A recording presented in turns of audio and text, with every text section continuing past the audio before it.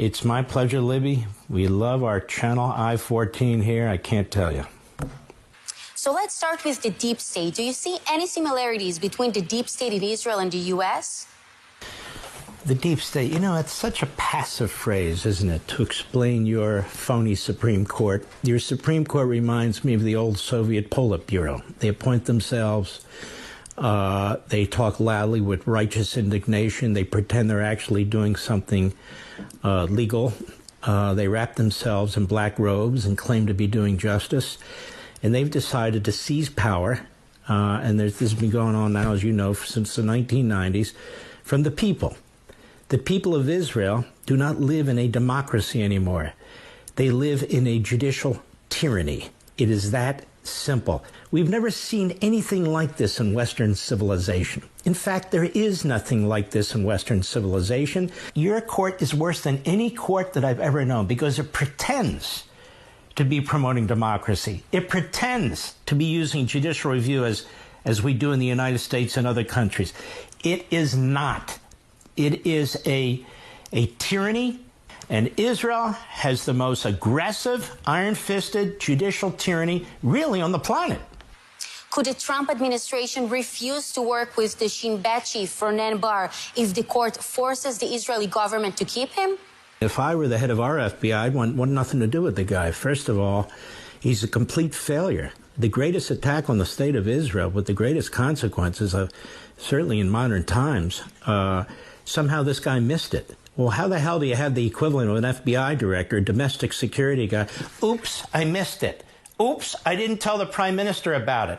And then you have your Politburo that pretends to be a Supreme Court that says it's anti-democratic if the prime minister of the state of Israel decides to remove this incompetent buffoon. So we on the Supreme Court decide that for now we're going to stay it because we don't want the prime minister to have all this power where he can decide who actually reports to him. He should resign because he is a disgrace. He will go down in history as a disgrace. And I can't speak for our government, but if I were our FBI director, I'd want absolutely nothing to do with him. Why? Because he's a complete screw-up. That's why. If the court were to place Prime Minister Netanyahu in a state of incapacity, is there a possibility that the Trump administration would not recognize the change of government in Israel? So if the Supreme Court does that, I can tell you on my platforms, and I won't be alone, there's going to be massive condemnation, a complete humiliation of the state of Israel by this court. This court is defying the whole reason that Israel was founded in the first place. The left in Israel is as crazy as the left in the United States. They would rather the left in Israel weaken the state of Israel against its real enemies if they can take out the prime minister and appoint their own. That's how sick this is. Benjamin Netanyahu, in free countries, is considered heroic. Mark, from a U.S. perspective, how does it look when an appointment official, in this case, the Attorney General, backed by the court, forces the government to follow his directives?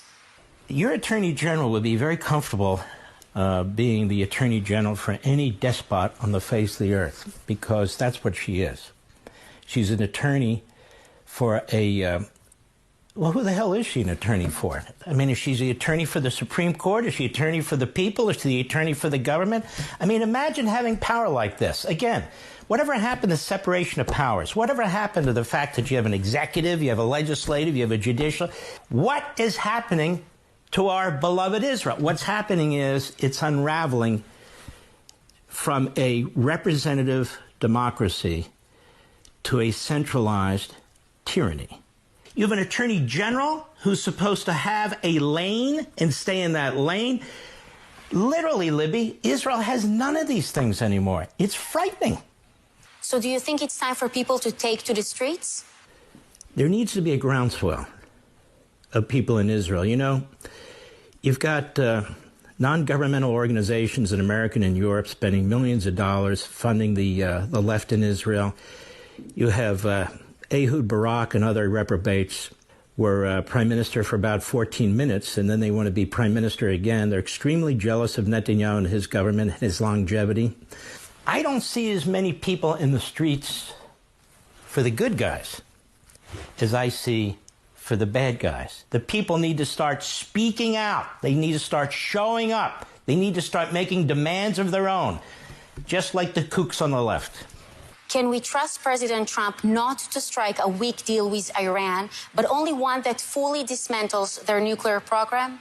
I think the likelihood of there being a bad deal is very low under Donald Trump, because he's like the king of the deal makers.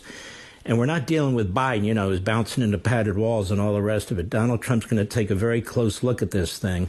He said Iran will not get nukes. I believe him. I know that we have the right prime minister and the right president at the right time. So I have to believe the right thing will be done. These are two tremendous, not just leaders in America and Israel, but world leaders who are smart like foxes and who are tough as hell. And I think that's why they get along so well. So that allows me to sleep at night. Mark Levin, thank you so much for this interview. It's always a great honor. I love speaking to you folks and to the people of Israel. God bless you. אחד השגרירים הטובים של ישראל.